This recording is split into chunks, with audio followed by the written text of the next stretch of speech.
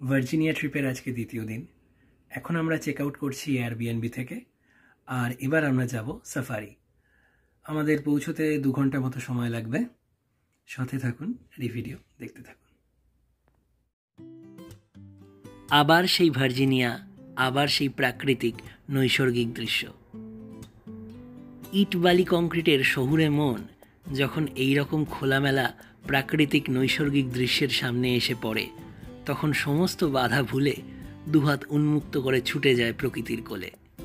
আমার ঠিক তেমনই অবস্থা হয়েছে। এই নৈসর্গিক প্রাকৃতিক দৃশ্যের যেন কোনো শেষ নেই।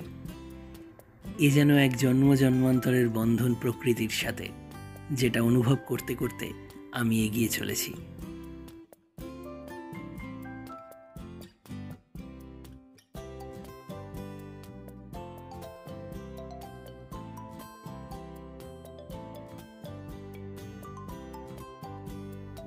প্রায় 2 ঘন্টা জার্নির পর আমরা এখন এসে পৌঁছেছি ভার্জিনিয়া সাফারি পার্ক।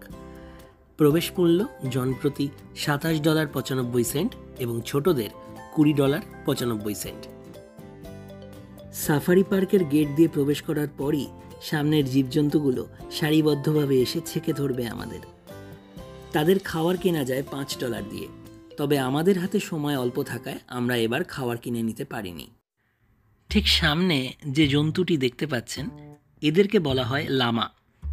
এরা মূলত দক্ষিণ আমেরিকার অধিবাসী। যেই আমাদের হাতে খাওয়ার নেই দেখেছে, অমনি মুখ ঘুরিয়ে চলে গেল। আমাদের সামনের গাড়িটায় দেখতে পাচ্ছেন, তারা খাবার কিনেছে $5 দিয়ে এবং এদেরকে খাওয়াচ্ছে। বড় শিংওয়ালা যে জন্তুটি দেখতে পাচ্ছেন, এদের নাম হলো ওয়াটুসি। এদের বাসস্থান আফ্রিকা। এদের আরও একটা নাম আছে, সেটা হলো অ্যাঙ্কোলে। এই ওয়াটুসি নামটা এসছে ওয়াটুসি ট্রাইব থেকে। ইনিও খাবারের খোঁজে এসেছিলেন, কিন্তু খাবার না পেয়ে পরের গাড়ির দিকে চলে যাচ্ছেন।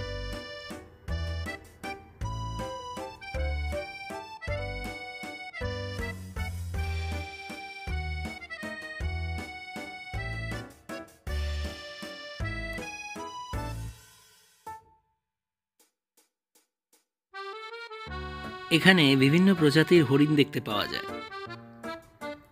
এই হরিণগুলো মূলত আসে ভারতবর্ষ, ইউরোপ এবং এশিয়া থেকে।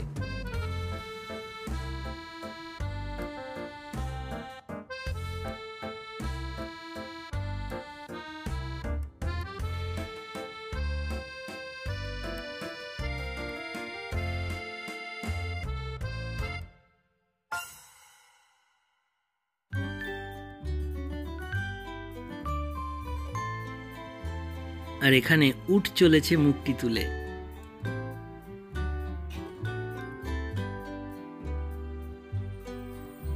উটের সামনে যেটিকে দেখতে পাচ্ছেন, এটিকে বলা হয় কুনে কুনে পিগ, আর এদের বলা হয় রিয়া। এরাও দক্ষিণ আমেরিকার বাসিন্দা।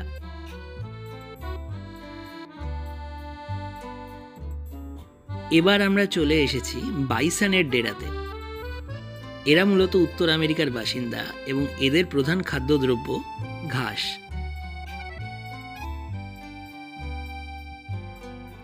বাইসনের সাথে এই সাদা মতো জন্তুটি, এটি হলো স্কটিশ হাইল্যান্ড ক্যাটল। ইনি স্কটল্যান্ডের বাসিন্দা।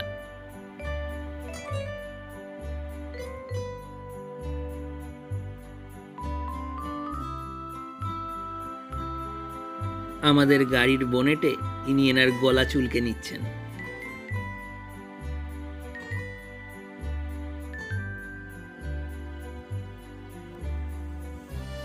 এই দেখুন, খাবার ভেবে কিরকম মুখ বাড়িয়ে দিয়েছে।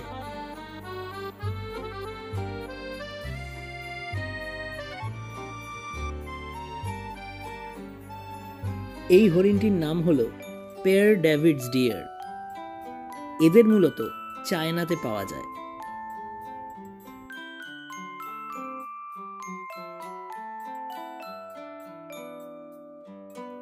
আর এই হলো কৃষ্ণসার হরিণ।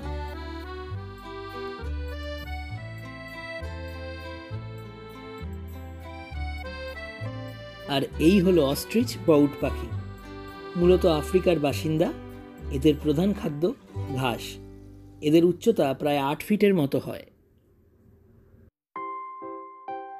ভার্জিনিয়া সাফারি পার্ক 3.5 মাইল বিস্তৃত। আমাদের গাড়ি নিয়ে ঘুরতে বেশ ভালোই সময় লাগলো, কারণ সামনের গাড়িগুলো যখন খাবার খাওয়াচ্ছে তখন পরপর গাড়ির লাইন লেগে যাচ্ছিল, তাই পুরোটা ঘুরতে আমাদের অনেকটাই সময় লেগে গেল। এগুলো হলো কচ্ছপ। এত বড় কচ্ছপ এর আগে আমি কখনো দেখিনি। চুপচাপ শুয়ে রোদ পোহাচ্ছে।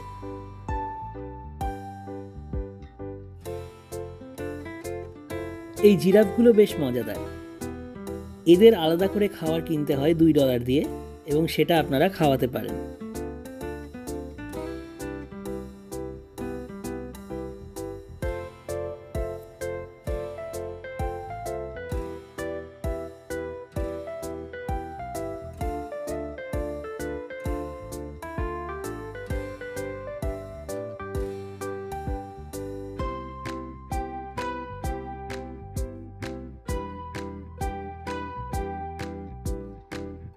এই হলো কোকাবুড়া।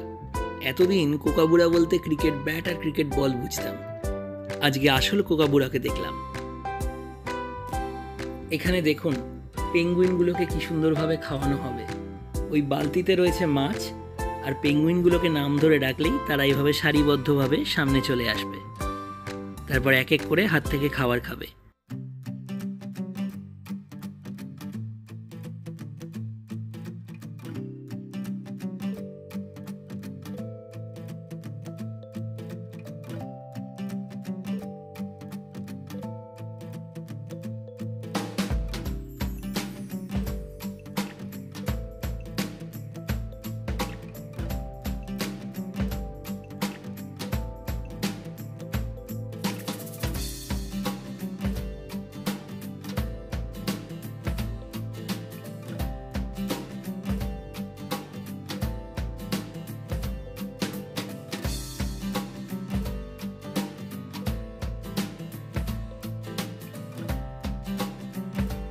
বাঘ মামা কিন্তু দুপুরবেলা খাওয়া দাওয়ার পর দিব্যি ঘুম দিচ্ছে।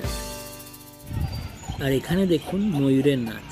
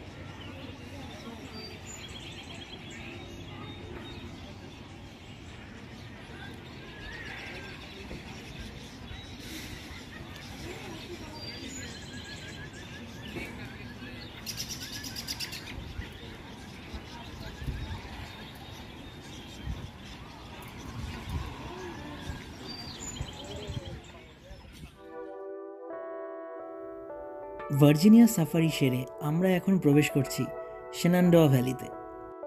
এই শেনান্ডোয়া ভ্যালি 105 মাইল বিস্তৃত এবং এতে 75টি ওভারলুক রয়েছে। যে ওভারলুকগুলোতে গাড়ি থামিয়ে আপনি প্রাকৃতিক দৃশ্য উপভোগ করতে পারবেন।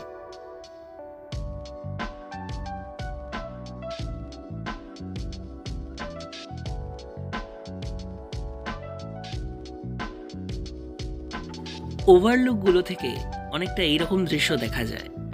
কোথাও সামনে সবুজ গাঢ় নীল পাহাড়, আবার কোথাও দূরে দেখা যায় ছোট নদী। এখানে অনেক মানুষ আসেন হাইকিং করতে, সাইক্লিং করতে, ক্যাম্পিং করতে।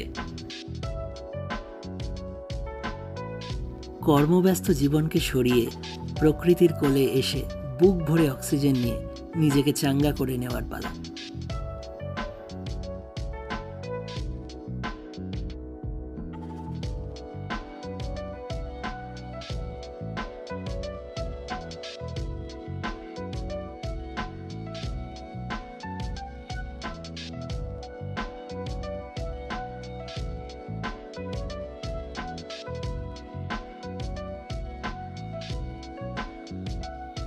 ভার্জিনিয়া সাফারি এবং শেনান্ডোয়া ভ্যালি কভার করে এবার আমাদের বাড়ি ফেরার পালা।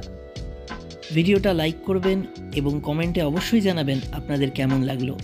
ভিডিওটা শেয়ার করতে ভুলবেন না, আর আমার চ্যানেলটাকে সাবস্ক্রাইব করে দেবেন।